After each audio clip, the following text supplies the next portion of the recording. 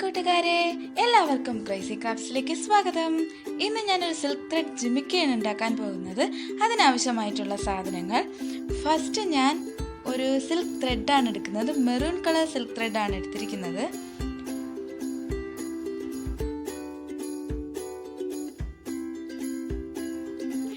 ഇനി ഞാൻ ജിമിക്കയാണ് എടുക്കുന്നത്. എക്സ്ട്രാ സ്മാൾ സൈസാണ്.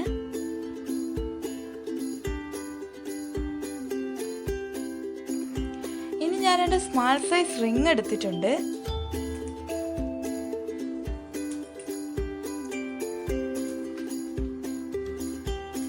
പിന്നെ പ്ലെയേഴ്സ് എടുത്തിട്ടുണ്ട്. ഓരോന്നിനും ഓരോ ഉപയോഗമാണ്, അത് ഞാൻ വഴിയെ പറഞ്ഞുതരാം. പിന്നെ ഫാബ്രിക് ഗ്ലൂ എടുത്തിട്ടുണ്ട്. വൈറ്റ് സ്റ്റോൺ ചെയിൻ എടുത്തിട്ടുണ്ട്. ഗോൾഡ് കളർ ബാൾ ചെയിൻ എടുത്തിട്ടുണ്ട്.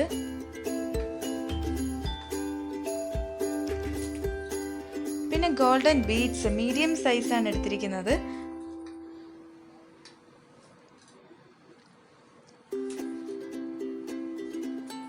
പിന്നെ സ്റ്റോൺ ബോൾ വൈറ്റ് കളറാണ് അത് എടുത്തിരിക്കുന്നത്. പിന്നെ ഐപ്പിൻ എടുത്തിട്ടുണ്ട്.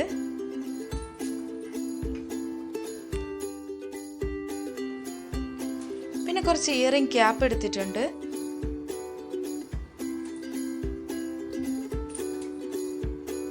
പിന്നെ ഞാനൊരു ബോർഡും എടുത്തിട്ടുണ്ട്. ഇത്രയാണ് നമുക്ക് ആവശ്യമായിട്ടുള്ള സാധനങ്ങൾ. ഇനി നമുക്ക് സ്റ്റാർട്ട് ചെയ്യാം.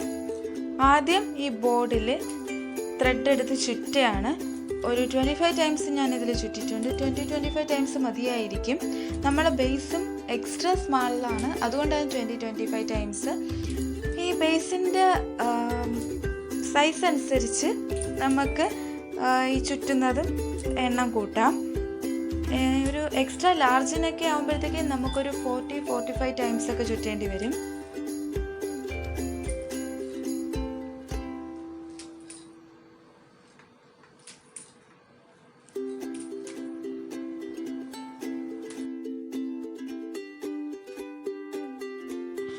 നമ്മൾ ചുറ്റി വെച്ചേക്കുന്നത് കട്ട് ചെയ്ത് അതിൻ്റെ ഒരു എൻഡിൽ നമ്മൾ ഗ്ലൂ തേക്കുകയാണ്. കുറച്ച് തേച്ചാൽ മതി. നമുക്ക് ഇത് ബേസിനകത്ത് ഒട്ടിച്ചു വയ്ക്കാനുള്ള ഭാഗമാണ്.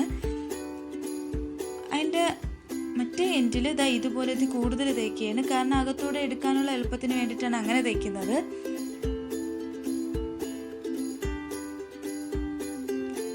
ഇതുപോലെ അകത്തെടുത്ത് ഗ്ലൂ തേച്ച് ഇതുപോലെ വയ്ക്കണം. നല്ല സ്ട്രോങ് ആയിരിക്കാൻ വേണ്ടിയിട്ട് അതിൻ്റെ മുകളിൽ കൂടിയും ഇതുപോലെ ഗ്ലൂ തേച്ച് ഒട്ടിച്ച് വെക്കണം.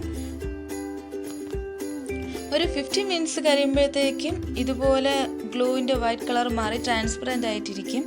നല്ല ഉണങ്ങുമ്പോഴാണ് അങ്ങനെ ആകുന്നത്. ഇനി നമ്മളിതാ ഇതിൽ ചുറ്റയാണ്. ഇതുപോലെ ചുറ്റണം. ഇടയ്ക്ക് ഗ്യാപ്പ് വിട്ട് വേണം ചുറ്റാൻ. എന്നാൽ മാത്രമേ അതിനൊരു ഭംഗി കാണത്തുള്ളൂ. നമുക്ക് നല്ല രീതിയിൽ ചുറ്റാനും പറ്റത്തുള്ളൂ. ഒരു റൗണ്ടും കൂടെ നമുക്ക് ചുറ്റേണ്ടി വരും. എന്നാലും നല്ല വൃത്തിയായിട്ട് നമുക്ക് ചുറ്റിക്കിട്ടും. അതിന് വേണ്ടിയിട്ടാണ് ഇതുപോലെ ഗ്യാപ്പായിട്ട് ചുറ്റുന്നത്.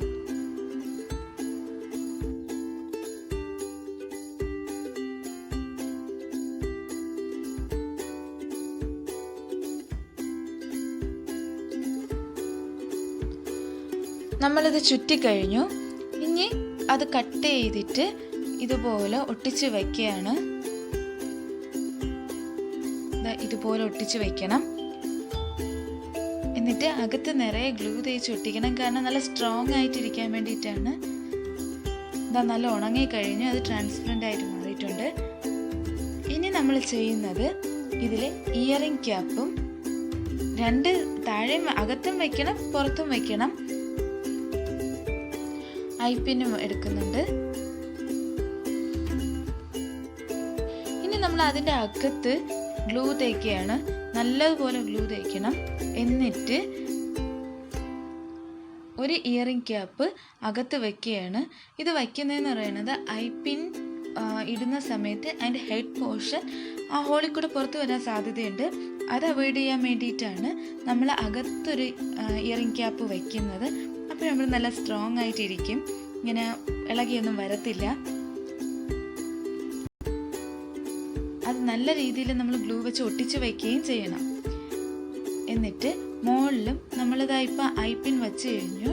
അത് കഴിഞ്ഞ് അതിൻ്റെ കൂടെ ഗ്ലൂ വെച്ച് മുകളിലും ഇയറിംഗ് ക്യാപ്പ് വയ്ക്കണം.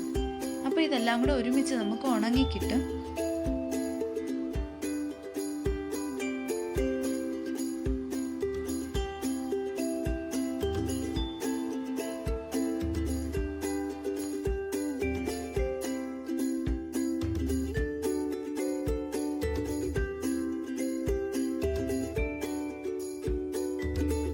അകത്ത് നല്ല രീതിയിൽ ഗ്ലൂ തേക്കുന്നുണ്ട്, നല്ല സ്ട്രോങ് ആയിട്ടിരിക്കാൻ വേണ്ടിയിട്ടാണ്. നമ്മൾ ഇയറിംഗ് ക്യാപ്പൊക്കെ വെച്ച് കഴിഞ്ഞു. ഇനി നമുക്ക് സ്റ്റോൺ ചെയിനും ബാൾ ചെയിനും വെച്ച് എങ്ങനെ ഡിസൈൻ ചെയ്യുന്നത് നോക്കാം. ഫസ്റ്റ് ബാൾ ചെയിനാണ് വയ്ക്കുന്നത്. ആദ്യത്തെ ലെയർ ബാൾ ചെയിനാണ്. അത് കറക്റ്റ് അളവെടുത്ത് കട്ട് ചെയ്ത് വെക്കുകയാണ്. എന്നിട്ട് ഇതുപോലെ ഗ്ലൂ തേക്കണം. തൊട്ട് തേച്ചാൽ മതി. കൂടുതലായാലും അതിന് ഭംഗി കാണത്തില്ല, പക്ഷെ കുഴപ്പമില്ല. അത് ട്രാൻസ്പെറൻ്റ് ആയതുകൊണ്ട് ഭയങ്കര വൃത്തിയുടെ തോന്നിക്കത്തുമില്ല. അതുകൊണ്ട് മാക്സിമം നമുക്ക് ഫാബ്രിക് ഗ്ലൂ തന്നെ യൂസ് ചെയ്യാൻ നോക്കണം. ഇതുപോലെ വെച്ച് ജസ്റ്റ് താഴെ വെച്ചിട്ട് നല്ല ഒട്ടിച്ച് വെച്ച് കൊടുത്താൽ മതി. ഇപ്പം ഒട്ടിക്കാത്ത ബുദ്ധിമുട്ടുണ്ടെങ്കിൽ വല്ല ടൂത്ത് പിക്കോ അല്ലെങ്കിൽ പിന്നോ വല്ലതും വെച്ച് നമുക്ക് ഒട്ടിക്കാൻ വേണ്ടിയിട്ട് വെച്ചാൽ മതി. ഇപ്പം എൻ്റെ നഖമാണ്, ഞാൻ നഖം വെച്ചാണ് വെക്കുന്നത്. രണ്ടിലും ഫസ്റ്റ് ലെയർ വെച്ച് കഴിഞ്ഞു. ഇനി സെക്കൻഡ് ലെയർ നമ്മൾ വയ്ക്കുന്നത് സ്റ്റോൺ ചെയിനാണ്.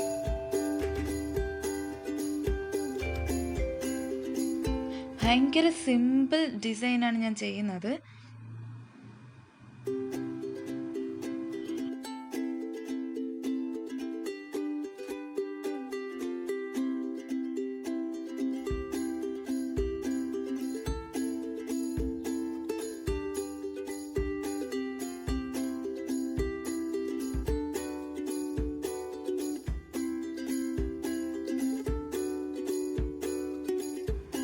ആദ്യം ഞാനിതിൽ ഗ്ലൂ തേക്കുകയാണ്. ഇതുപോലെ കുറച്ചായിട്ട് വയ്ക്കണം. മറ്റേ ബാൾ ചെയിൻ്റെ മുകളിലോട്ട് ചെറുതായിട്ട് ഇങ്ങനെ തൊട്ട് വെച്ച് കൊടുത്താൽ മതി. ഇതിൽ കൂടുതൽ വരുന്നുണ്ട്. എന്നിട്ട് സ്റ്റോൺ ചെയിൻ ഇങ്ങനെ ഒട്ടിച്ച് വെക്കണം. ഞാൻ ഒട്ടിച്ചിട്ട് തന്നെ കട്ട് ചെയ്തെടുക്കുകയാണ്.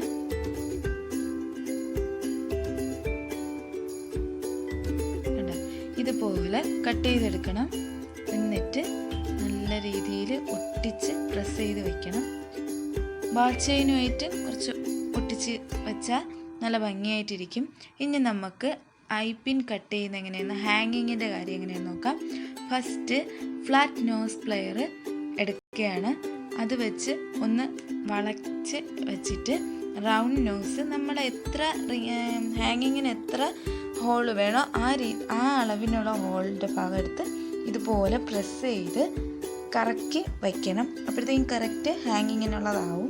പിന്നെ ബാക്കി വരുന്ന പോർഷൻ എന്ന് പറയുന്നത് കട്ടിംഗ് പ്ലെയർ വെച്ച് കട്ട് ചെയ്താൽ മതി.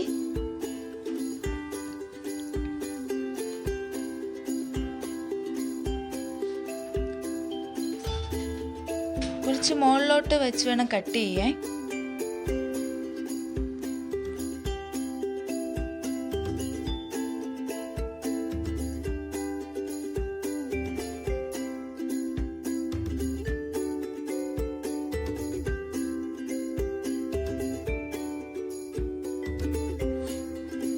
എന്നിട്ട് റൗണ്ട് നോസ് വെച്ച് അത് ചുറ്റി വയ്ക്കുകയാണ്.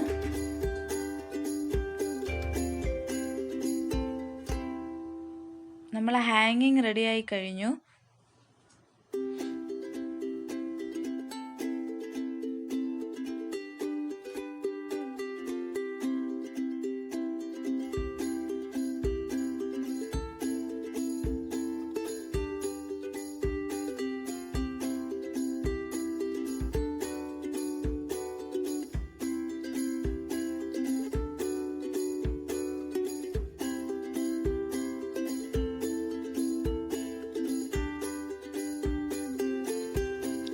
ഇനി നമുക്ക് റിങ് എടുക്കാം.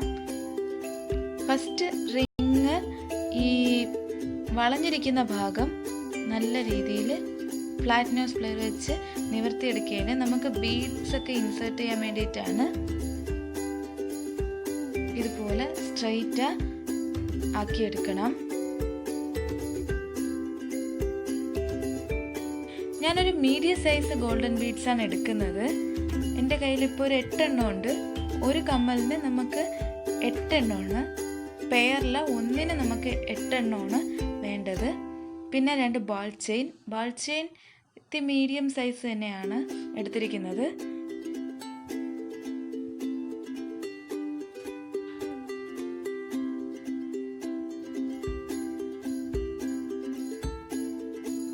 നമ്മൾ സ്ട്രൈറ്റ് ആക്കി വെച്ച റിങ്ങിൻ്റെ എൻഡിൽ കൂടി നമ്മൾ ഈ ബീഡ്സ് ആക്കുകയാണ്.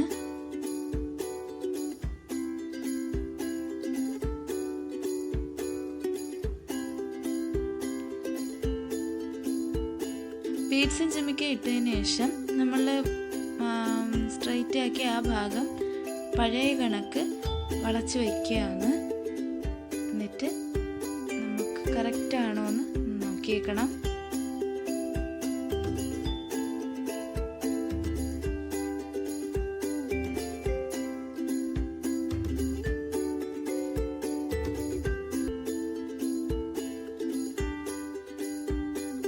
നമ്മൾ ജിമിക്ക റെഡിയായി കഴിഞ്ഞു. ഇങ്ങനെയാണ് ഞാൻ ബീഡ്സ് ഇട്ടേക്കുന്നത്, ഇങ്ങനെയാണ് അറേഞ്ച് ചെയ്തേക്കുന്നത്. എല്ലാവർക്കും എൻ്റെ വീഡിയോ ഇഷ്ടമായെങ്കിൽ ലൈക്ക് ചെയ്യുക, ഷെയർ ചെയ്യുക, സബ്സ്ക്രൈബ് ചെയ്യാൻ മറക്കല്ലേ. ഓക്കെ കൂട്ടുകാരെ, ബൈ.